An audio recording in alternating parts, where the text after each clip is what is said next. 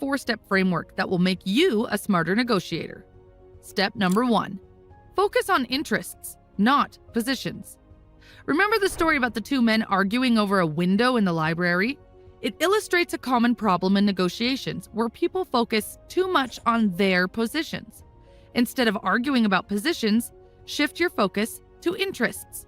The benefits of focusing on interests are obvious, but doing it can be hard. Positions are clear and specific. Interests might be hidden or vague.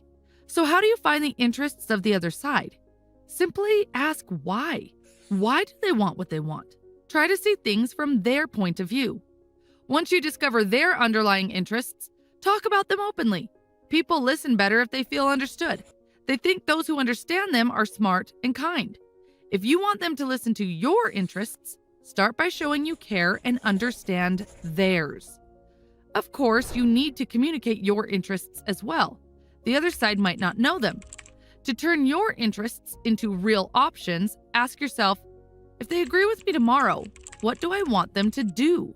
Step number 2, use fair standards.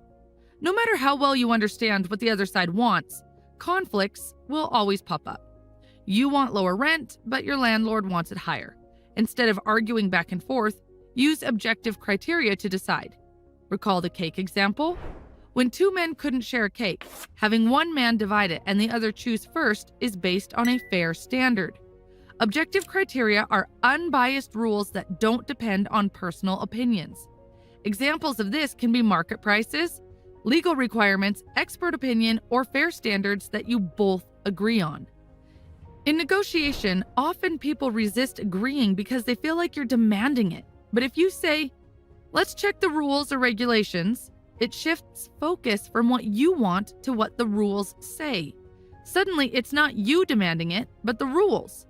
For example, if your house construction contract doesn't specify how deep the foundations should be, and the contractor suggests 2 feet while you think 5 feet is the standard, don't just compromise. Instead, say, look, maybe I'm wrong. Maybe 2 feet is enough. Does the government have standard specifications for these soil conditions? What is the earthquake risk here? Where do you suggest we look for standards to resolve this question? Here's how you can apply this principle effectively. Before you start, figure out some fair standards together with the other side.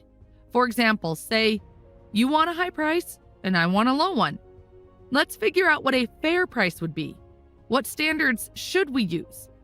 By focusing on fair standards, you can turn a clash of interests into a shared goal.